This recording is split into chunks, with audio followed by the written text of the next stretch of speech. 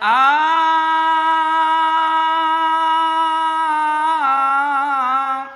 आ आ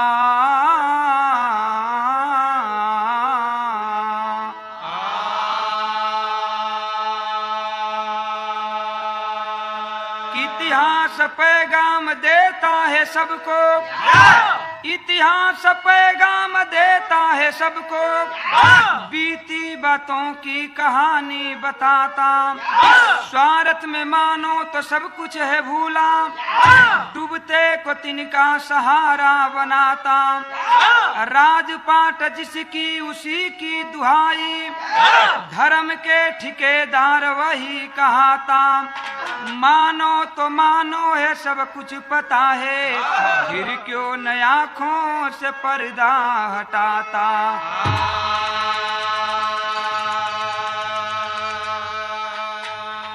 ए भैया, यहाँ एक लाइन कव्वाली का टुकड़ा बा। आ कौन कव्वाली का टुकड़ा बा मास्टर?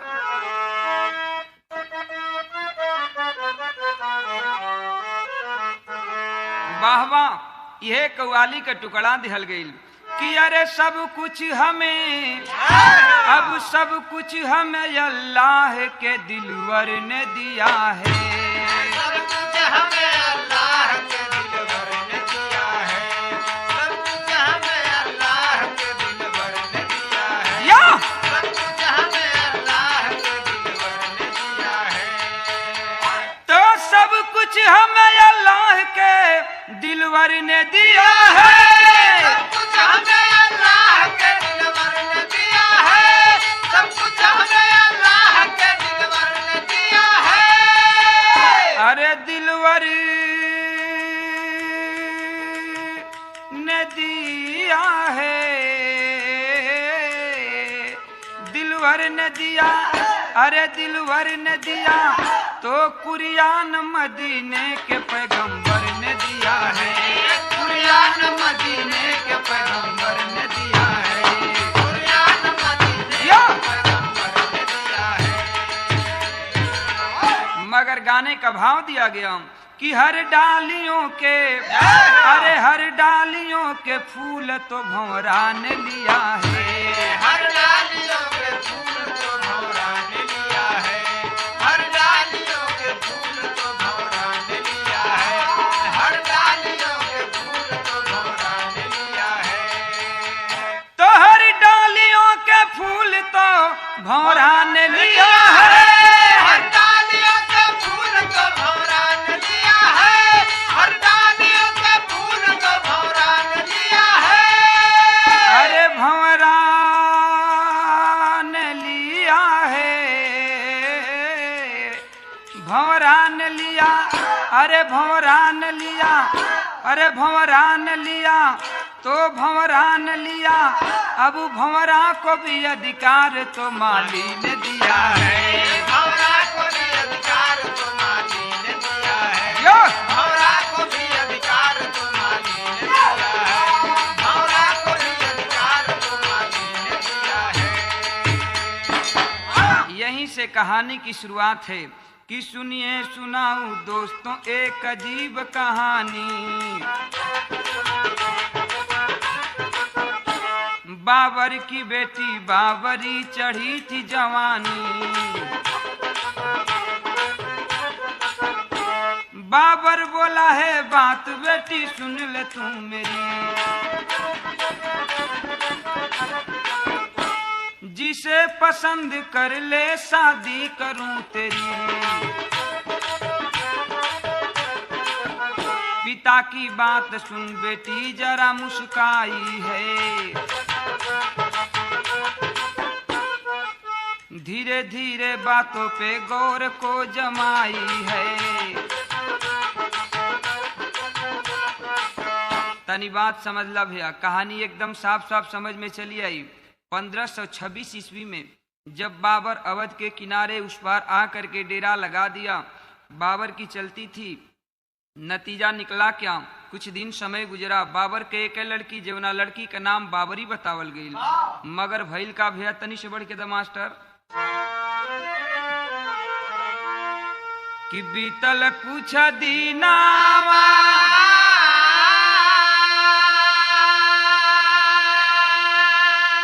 बाबर के चले शासन हो, बाबरी घुमन चलली सुबह सहरिया, राम के मंदिरावा से, बाबू राम के मंदिरावा से अब निकलल पुजरिया हो, बाबरी के पंडित जी से लड़ गई नजरिया। एक दिन सवेरे का टाइम बा, बाबर का बिटिया बाबरी रथ पर सवार होकर के बाबू अवध घूमने के लिए चल देती है। घूमते घूमते अयोध्या में आती है। सवेरे का टाइम बा, उसी जो राम का जो मंदिर बना है, राम के मंदिर से आरती वगैरह करके पूजा करके एक पंडित का लड़का जो पुजारी था, नित्य कर्म का काम था, रात शाम को सुबह में वो पूजा करता था, आरती लगाता था। सवेरे आरती लगा के घर की ओर जात रहलन, तब तक बाबरी का नजर पड़ल बा। बाबरी दीवाना बन जाती है। आज जब दीवाना बन गई बे, वो समय का बात मिलल का, तो यहाँ एक लाइन तर्ज दिहल गई, वो है भोजपुरी गीत बा। कौन गीत बा मास्टर?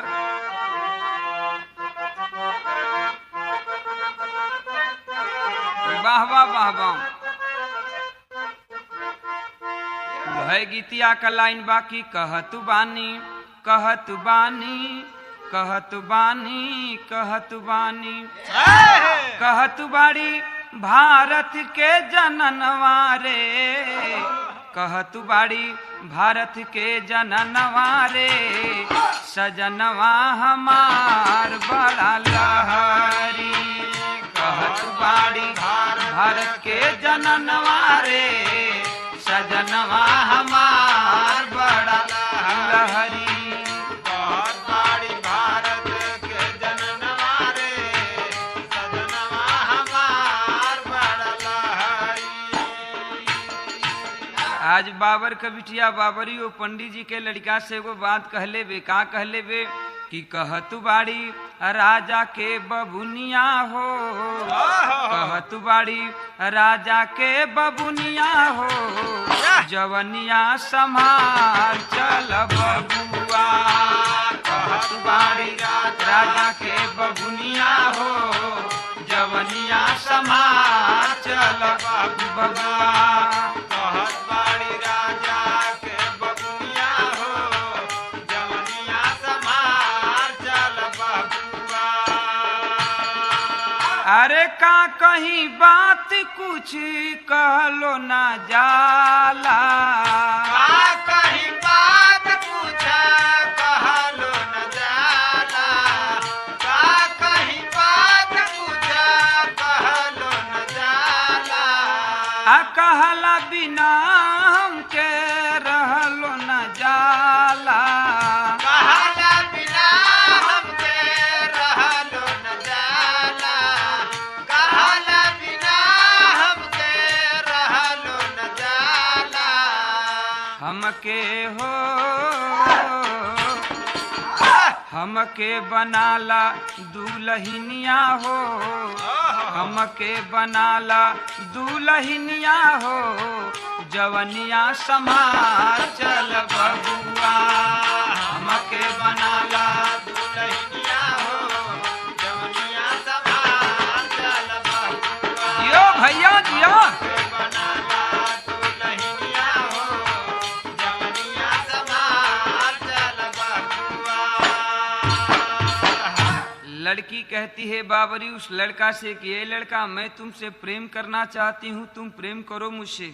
आखिर तुम एक लड़का हो, मैं एक लड़की हूँ। मगर बाबू देखें वो लड़का डांट देता है लड़की को, डांट करके तैश में आकर के एक बात बोला है कि ये लड़की मेरी बात सुनो, ए लड़की मेरी बात सुनो, झूठे क्या तीर चलाती हो, मिट्टी पर रह करके भी तू शीशे पर फूल उगाती हो, शीशा तो शीशा होता है, शीशा तो शीशा होता है, मिट्टी कभी न हो सकता है, चाहे तू कर दे चूर चूर ये फूल नहीं खिल सकता है। कहले बा के रे पगली, तुम एक मुसलमान की लड़की, बादशाह की लड़की हो, मैं एक पंडित का लड़का हूँ, आखिर हम लोग हम लोग ये प्रेम कैसे करेंगे, लोग बर्दाश्त नहीं करेंगे इस प्रेम को। मगर बाबू देखें, लड़की को बड़ी ठेस लगल बा दिल पर, और लड़की बाबरी कैले काबे कि सुन करके लड़की की बात, अब सुन करके लड़का की बात, पहुंची है कोप भवन में, कोप भवन में गिर बाबरी करने लगी रुदना। आज बाबरी वहीं से बाबू लौट जाती है, आती है अपने अब्बा के दरबार में, और अपने अब्बा के दरबार में आकर के पहले बादशाहों के दरबार में कोप भवन बनाया जाता था। कोनो दुख वाली बात होखत रहे, लोग जाके कोप भवन में होकर फैसला करत रहलन। देखें बाबू, बाबरी कोप भवन में गिरी है, मगर जब पता चला है बाबर को, बाबर जाता है बाबरी के नजदीक और जाके कहलन का यहाँ एक लाइन तर्ज दिहल गई। वह तर्ज का लाइन बा, अक्सर देखा तो वो लोग बलिया जिला में गोण कलौंडा कुल गावेलन। का गावेलन है भैया?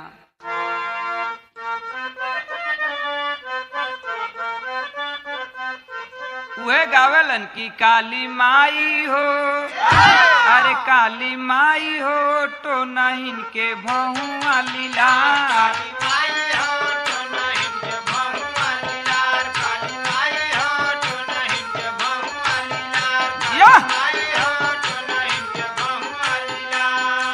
जाके वो झाई दे दा सोखा के सोखाई दे दा, जाके वो झाई दे दा सोखा के सोखाई दे दा, वो जाके वो झाई दे दा सोखा के सोखाई दे दा, वो जाके वो झाई दे दा सोखा के सोखाई। काली माई हो, काली माई हो, काली माई हो तो नहीं के बहुआ लीला,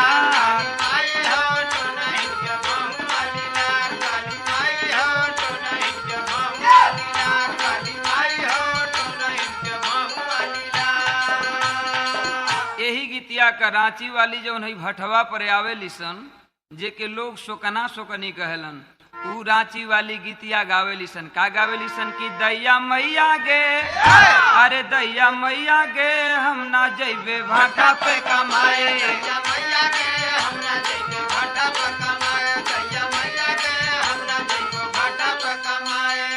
मगर गाना का भाव दिहल गई। बाबर आज बाबरी से बोला है, क्या बोला है कि बोला बेटी हो, अरे बोला बेटी हो काहे तू भैलू परेशान, बोला बेटी हो काहे तू भैलू परेशान, बोला बेटी हो काहे तू भैलू परेशान। के ही बोलल तो के बोली चलियो करा पे गोली, के ही बोलल तो के बोली चलियो करा पे गोली, के ही बोलल तो के बोली चलियो करा पे गोली। अब बोला बेटी हो, तब बोला बेटी हो रही जाई मोछिया के साथ, बोला बेटी हो रही जाई या मोछिया के साथ, बोला बेटी हो रही जाई मोछिया के साथ। ए बाबू बोला है कि बेटी बात क्या है, क्यों को भवन में पड़ी हो, क्या तुझे दुख है, कौन बोला है बता दे, मेरी शान के खिलाफ काम है। जब इतना बात कहले बा बाबर, बाबरी एक ठे बात याद दिलौले बे बाबर से। आ का कहले बे भैया, तैहा वह बात मिलल, कहल गई। का कहल गई कि अरे या बाया बा हो या बा,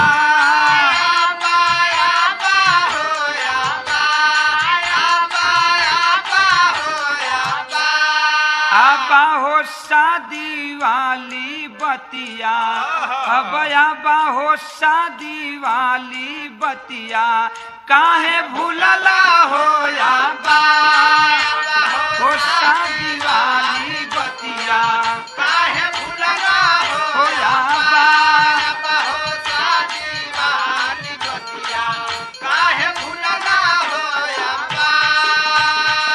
पिताजी याद कीजिए, आप कुछ रोज पहले कहे थे कि बेटी जिसे तुम पसंद कर लोगी मैं शादी कर दूंगा।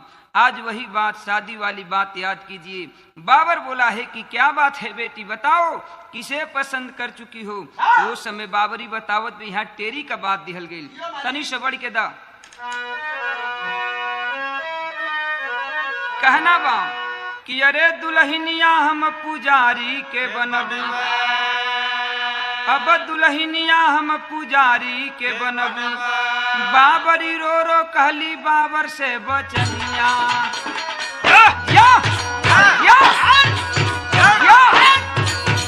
अरे बाबरी रो रो कहली बाबर से बचनिया, दुल्हनिया हम पुजारी के बनब।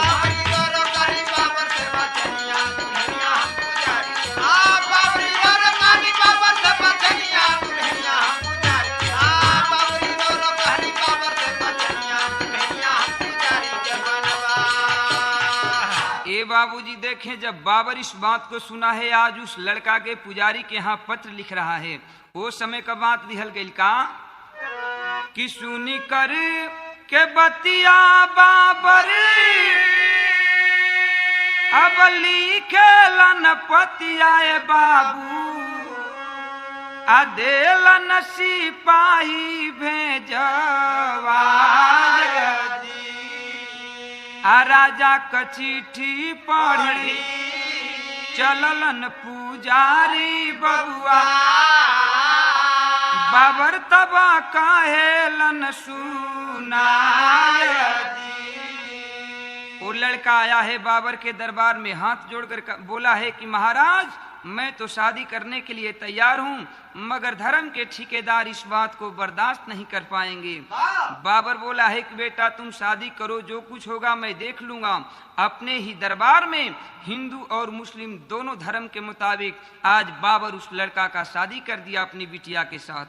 वो समय का बात मिलल का कि बाबर ने शादी करवाया,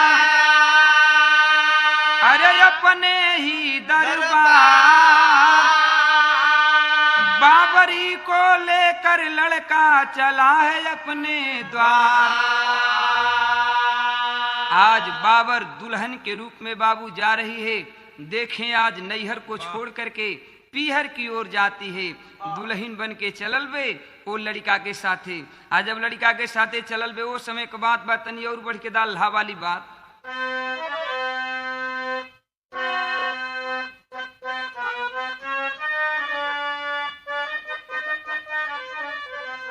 कहना बा कि अरे चलल बा ललनवा हो, अब चलल बा ललनवा हो, भवनवा की ओरियाए भैया,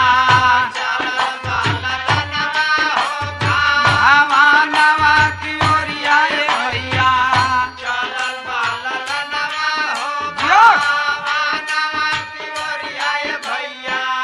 संगवा में बाबरी, अब संगवा में बाबरी दुल्हनिया बे भाया, संगवा में बाबरी दुल्हनिया बे भाया, संगवा में बाबरी दुल्हनिया बे भाया।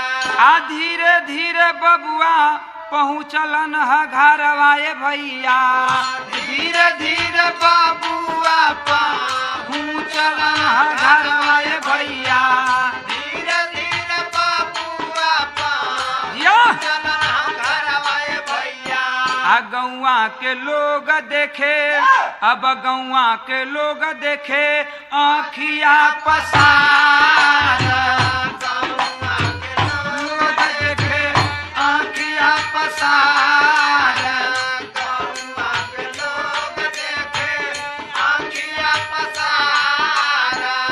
कई के मीटिंग सब लोग बटुरैले हो भैया, कई के मीटिंग सब लोग बटुरैले भैया, कई के मीटिंग सब लोग बटुरैले भैया। दिहले बिरादरी से उनके या लगाया, दिहले बिरादरी से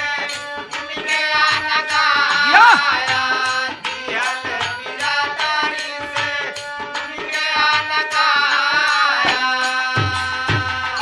जब जब अपनी गांव में बाबरी को लेकर गया है, जो धर्म के ठेकेदार थे, बाबू बगावत करना शुरू कर दिए। और जिस समय बगावत करना शुरू कर दिए, गांव में पंचायत बटोर दिए। पंचायत बटोर के बिरादरी से लोग बिरादरी बात कर दिए। आज वो लड़का फिर बाबरी को लेकर के रोते हुए बाबर के दरबार में आया है। बोला है कि महाराज, मैं तो पहले बोला था ना कि इस शादी को, इस प्यार को आज के धर्म के ठेकेदार बर्दाश्त नहीं कर पाएंगे।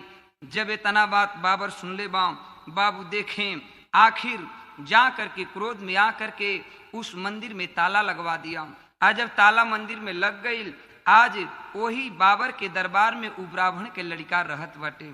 रहत रहत कुछ दिन बीतल, मगर इस सदमा को, इस गम को वो लड़का ब्राह्मण का बर्दाश्त नहीं कर पाया। सोच गया कि एक तो मैं बिरादरी से निकल गया, दूसरी बात यह है कि मेरे राम का पूजा नहीं हो रहा है। ए तरह लड़का ब्राह्मण के बाबू इस दुनिया को छोड़ करके चल बसा, मर गया। उस मौत की गम को बर्दाश्त बाबरी भी नहीं कर पाई। बाबरी भी कुछ दिनों के बाद मर जाती है। बाबर आज गद्दी पर बैठा है, सोच रहा है कि वाह वाह, जिसके लिए हमने इतना बड़ा एक्शन लिया वही इस दुनिया में नहीं है, तो मैं क्यों न ऐसा काम कर दूं कि दोनों का नाम जुग जुगांतर तक अमर रहे। देखें बाबू, बाबर कितना अच्छा काम किया था। लड़का जब मर गया ब्राह्मण का, तो हिंदू धर्म के मुताबिक वो ले जा करके श्मशान पर जला दिया। और जिस समय बाबर की लड़की बाबरी की मौत हो गई, वो मुस्लिम धर्म के मुताबिक ले जा करके कब्रिस्तान में दफना दिया। तो गाने का अंतिम प्रमाण है, कहना है क्या, वही बाबर बाबू किया है क्या कि नीचे मंदिर ऊपर गुंबद, नीचे मंदिर ऊपर गुंबद, ओ मीनार बन गई, आ दोनों प्राणी का ई मस्जिद यादगार बन गई। दोनों प्राणी का ई मस्जिद यादगार बन गई। दोनों प्राणी का ई मस्जिद यादगार बन गई हो, यादगार बन गई हो, यादगार बन गई। दोनों प्राणी का ई मस्जिद यादगार बन गई। दोनों प्राणी का ई मस्जिद यादगार बन गई। बाबर कुछ किया नहीं था बाबू। जो राम का मंदिर है, आप लोग देखे होंगे, राम के मंदिर के ऊपर मात्र 3 गुंबज बनवाया। नीचे मंदिर था, चूंकि लड़का हिंदू का था, राम का पुजारी था, उसके नाम पर नीचे मंदिर का हिस्सा रहने दिया और उसी मंदिर के ऊपर मात्र 3 गुंबज बाबरी के नाम से बनवाया, जो कि तभी से वो मंदिर बाबरी मस्जिद के नाम से प्रसिद्ध हुआ। आज जो कि 6 दिसंबर को घटना हुआ था, 6 दिसंबर के उसी तीनों गुंबज को बम विस्फोट से ध्वस्त कर दिया गया। मगर गाने का यही अंतिम प्रमाण था, उसी बाबरी के नाम पर बाबू बाबरी मस्जिद तभी से कहलाना शुरू हो गया। कहना है क्या कि अरे नीचे मंदिर ऊपर गुंबद, नीचे मंदिर ऊपर गुंबद, ओ मीनार बन गई, आ दोनों प्राणी कई मस्जिद यादगार बन गई। दोनों प्राणी का ई मस्जिद यादगार बन गई। दोनों प्राणी का ई मस्जिद यादगार बन गई। बन गई हो, यादगार बन गई हो, यादगार बन गई। दोनों प्राणी का ई मस्जिद यादगार बन गई। दोनों प्राणी का ई मस्जिद यादगार बन गई। आज इसी मुद्दे को लेकर के हमारे देश में हाहाकार मचा है। तो गाने का अंतिम प्रमाण था, यही कहना था। क्या कहना था कि जय जखाड़ गुरु जद्दू लोटन, लालता स्वर्ग में डोले, श्री नारायण मितवा संग में गंगा सागर बोले, श्री नारायण मितवा संग में गंगा सागर बोले। अरे दुल्हनिया हम पुजारी के बनबे, लिखते ओम प्रकाश सदरू के बाबा चनिया, दुल्हनिया हम पुजारी के बनबे। लिखते ओम प्रकाश सदरू के बाबा चनिया, दुल्हनिया हम पुजारी के। लिखते ओम प्रकाश सदरू के बाबा चनिया, दुल्हनिया हम पुजारी के बनबे। आए ज्ञानी सुनना सुजन मन ला।